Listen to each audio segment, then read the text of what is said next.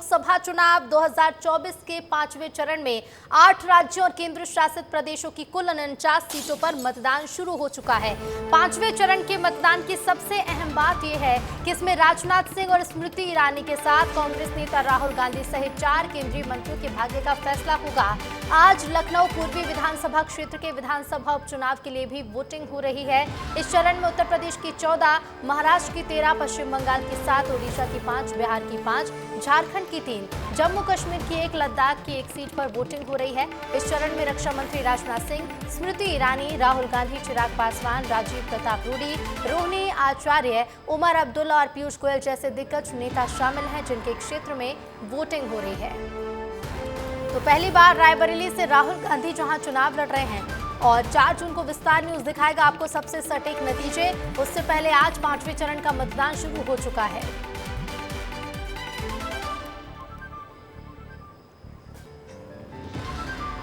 तो 5वें चरण की वोटिंग में नेताओं से लेकर सितारे और बिजनेसमैन हिस्सा ले रहे हैं। बीएसपी सुप्रीमो मायावती ने लखनऊ में वोटिंग की है तो मुंबई में फिल्म अभिनेता अक्षय कुमार और उद्योगपति अनिल अंबानी ने भी वोटिंग की है। तो पहली बार आपको बता दें रायबरेली से राहुल गांधी चुनाव लड़ रहे हैं। आज के चुनाव में कई दिग्गजों की साख दांव पर है, कई दिग्गजों की सीटों पर आज हो रहा है चुनाव। रक्षा मंत्री राजनाथ सिंह समेत स्मृति ईरानी और कई केंद्रीय मंत्री जिनकी लोकसभा सीटों पर आज वोटिंग हो रही है। और ये देखिए 3 तस्वीरें जहां राजनेताओं से लेकर फिल्म अभिनेता, उद्योगपति सभी वोटिंग करने पहुंच रहे हैं। 3 तस्वीरें आप देखिए, मायावती, अक्षय कुमार और अनिल अंबानी जो कि अपने मताधिकार को उपयोग करने पहुंचे हैं। और सभी अपील यही कर रहे हैं कि आपने भी अगर अभी तक वोट नहीं किया है तो जल्दी निकलिए और वोट करिए। इसके साथ ही आप हमारी टीवी स्क्रीन पर देखिए मुकाबला उन सीटों का, उन रोचक सीटों का जहां पर दिग्गज मैदान में है। अमेठी से स्मृति ईरानी का मुकाबला किशोरीलाल वर्मा से है। और इसके साथ ही आपको बता दें मायावती ने आज लखनऊ पहुंचकर वोटिंग की है। क्या कुछ उन्होंने कहा वो भी आपको सुनवाते हैं। चरण से जुड़े मतदाताओं से ये पुरजोर अपील करती हूँ कि वो भी अपना वोट डालने जरूर अपने अपने पोलिंग बूथ पर जाएं। हालांकि मैं जब भी जिस भी चरण में वोटिंग होता है तो मैं हमेशा यही अनुरोध करती हूँ कि जलपान आदि आप बाद में करें, पहले अपना वोट डालने के लिए जरूर जाएं। मेरा मानना है कि पिछली बार से अधिक इस बार वोटिंग होगी मुंबई में और जनता जनार्दन देश के एक उज्जवल भविष्य के लिए अपना निर्णय देगी। ये बहुत एक गर्व महसूस होता है जब हम वोट करते हैं। 140 करोड़ की पॉपुलेशन में 97 करोड़ वोटर्स हैं और इसमें जो लॉजिस्टिक्स इन्वॉल्व है, जो अरेंजमेंट्स इन्वॉल्व है, वो इतना आसान नहीं है। बहुत बड़ा अरेंजमेंट्स और ह्यूज स्केल में ये इसका अरेंजमेंट्स होता है। सो सारे वोटर्स के लिए, देश में हर एक व्यक्ति के लिए ये बहुत एक मोमेंट ऑफ प्राइड है। और मैं सबको अनुरोध करना चाहता हूं कि आप जल्दी सुबह से जल्द जाके अपने वोट डालिए। मैं चाहता हूं कि मेरा भारत जो है वो विकसित रहे, वो मजबूत रहे एंड बस उसी को दिमाग में रखते हुए मैंने वोट किया और उसी हिसाब से पूरा भारत वोट करे जो उनके दिमाग में सही लगे।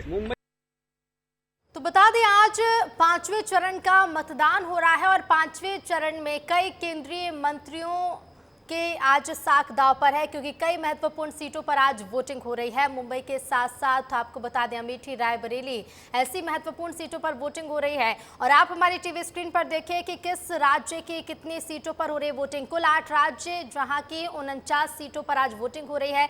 जम्मू कश्मीर की 1 सीट पर मतदान जारी है तो यूपी की 14 सीटों पर मतदान जारी है। इसके साथ ही हमारे सहयोगी भी लगातार आप तक तस्वीरें पहुंचाएंगे, दिखाएंगे आपको कि कहां कितना मतदान अब तक हो चुका है। सीधे रुख करेंगे रायबरेली का। मेरे सहयोगी आदर्श जुड़ गए हैं। आदर्श, क्या तस्वीरें आप देख पा रहे हैं? 9 बज चुके हैं। इसके साथ ही ये भी बताइएगा कि कितना वोटिंग अब तक हो चुकी है, कितने लोग पहुंच रहे हैं?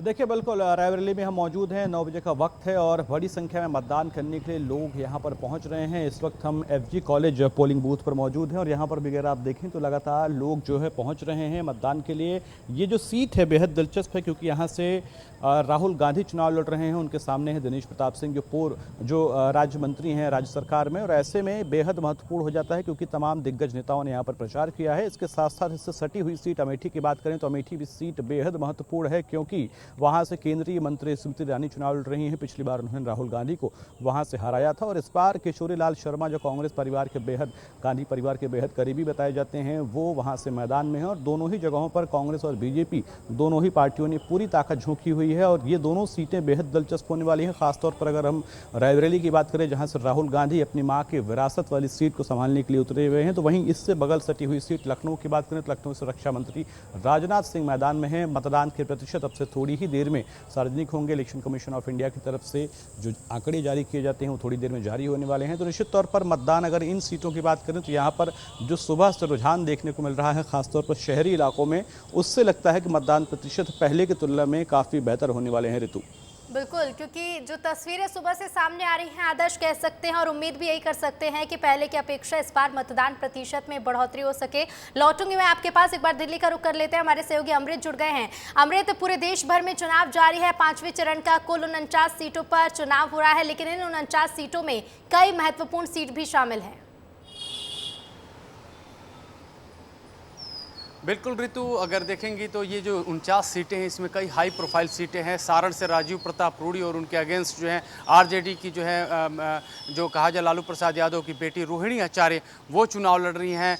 रामविलास पासवान के बेटे चिराग पासवान हाजीपुर से चुनाव लड़ रहे हैं। जम्मू कश्मीर की जो आज एक सीट पे चुनाव हो रही है उमर अब्दुल्ला बारामूला से चुनाव लड़ रहे हैं। उनके खिलाफ जो है सेपरेटिस्ट लीडर सज्जाद लोन भी उनके खिलाफ चुनाव लड़ रहे हैं। वहीं मुंबई से देखेंगे तो पीयूष गोयल चुनाव लड़ रहे हैं। तो तमाम जो हाई प्रोफाइल सीट है, जैसे कि आदर्श भी अभी रायबरेली में है और अमेठी में चुनाव चल रहे हैं, तो हाई प्रोफाइल सीटें हैं। बड़े दिग्गजों की जो है किस्मत दांव पे लग रही है और ईवीएम में जो है उनका जो है नसीब जो है कैद हो रहा है।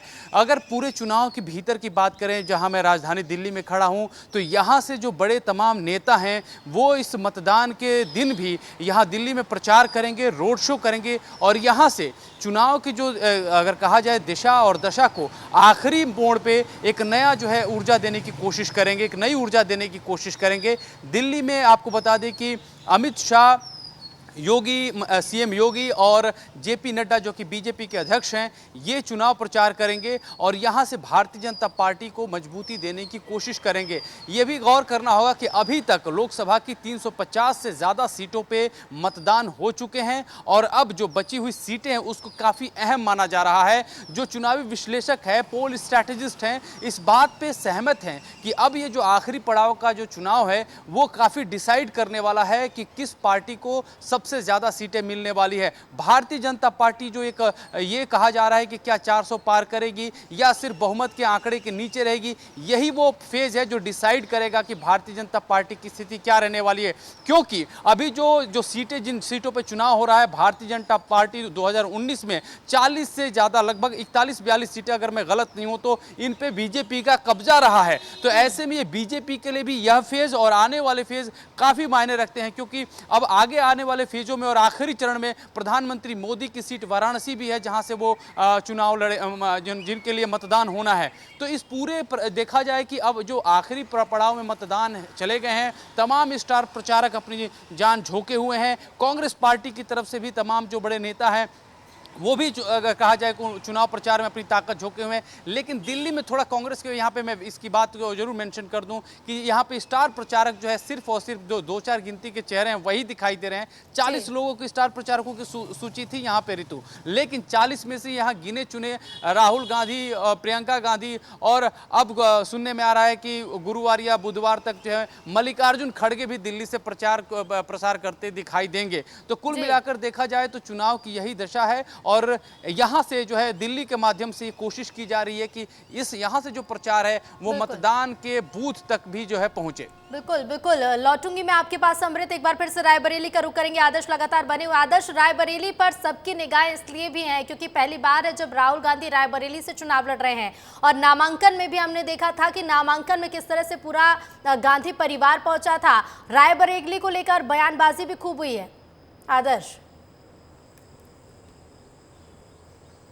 और बिल्कुल, रायबरेली को लेकर खूब बयानबाजी हुई है। रायबरेली में तमाम बीजेपी के दिग्गज नेता पहुंचे। रायबरेली में कांग्रेस के बड़े चेहरे जितने भी मौजूद हैं पार्टी में वो सभी पहुंचे। इसके साथ साथ समाजवादी पार्टी के अध्यक्ष अखिलेश यादव ने भी राहुल गांधी के साथ पूरी ताकत झोंकी हुई है। कोशिश इस बार ये है, क्योंकि दोनों ही पार्टियों का गठबंधन है, समाजवादी पार्टी और कांग्रेस का, और ऐसे में वो वोट जो उनका कोर वोट बैंक माना जाता है, उनके वोटर्स जो हैं दूसरे की पार्टी को वोट उनका ट्रांसफ़र हो जाए और ये वोट छिटक कर किसी और पार्टी में ना जाए, खासतौर पर बीजेपी में ना जाए। सबसे ज़्यादा कोशिश और जद्दोजहद तो दोनों ही बड़े नेताओं के लिए यही है कि उनके पार्टियों के वोट जो हैं वो एक दूसरे को ट्रांसफ़र हो जाएं, क्योंकि गठबंधन में 17 से ज़्यादा सीटें जो हैं कांग्रेस को मिली हुई हैं, बाकी सीटों पर समाजवादी पार्टी है। तो ऐसे में जिन जगहों पर चुनाव लड़ रहे हैं, खासतौर पर रायबरेली और अमेठी में जहाँ पर चुनाव ये लड़ रहे हैं, वहाँ पर समाजवादी पार्टी का कोर वोटर जो है वो खसक कर बीजेपी में ना जाए, किसी और पार्टी में ना जाए, इसकी कोशिश लगातार ये लोग कर रहे हैं। और इसीलिए समाजवादी पार्टी के मुखिया जो अखिलेश यादव हैं वो लगातार राहुल गांधी के साथ और अकेले भी जनसभाएं कर रहे हैं और अपने कार्यकर्ताओं से अपील कर रहे हैं कि हमें कहीं भटकना नहीं है, हमें एक ही जगह पर रहकर यानी गठबंधन को वोट करना है। तो कुल मिलाकर ये लड़ाई बेहद दिलचस्प होने वाली है। राहुल गांधी के लिए कहीं ना कहीं एक संजीवनी हो सकती है यूपी में, क्योंकि पिछली बार का चुनाव हारने के बाद उनका यूपी से संपर्क लगभग कट गया था, और ऐसे में रायबरेली सीट अगर वो जीतते हैं तो निश्चित तौर पर कांग्रेस के लिए भी एक बड़ी बढ़त के तौर पर इसे देखा जाएगा। कांग्रेस को मजबूती मिल सकती है। साथ ही साथ जिस तरह से आदर्श देखिए अभी रायबरेली पर सबकी नजरें हैं, ऐसी ही नजरें रायबरेली के रिजल्ट पर भी होंगी कि आखिर यहाँ पर जीत किसे हासिल होती है।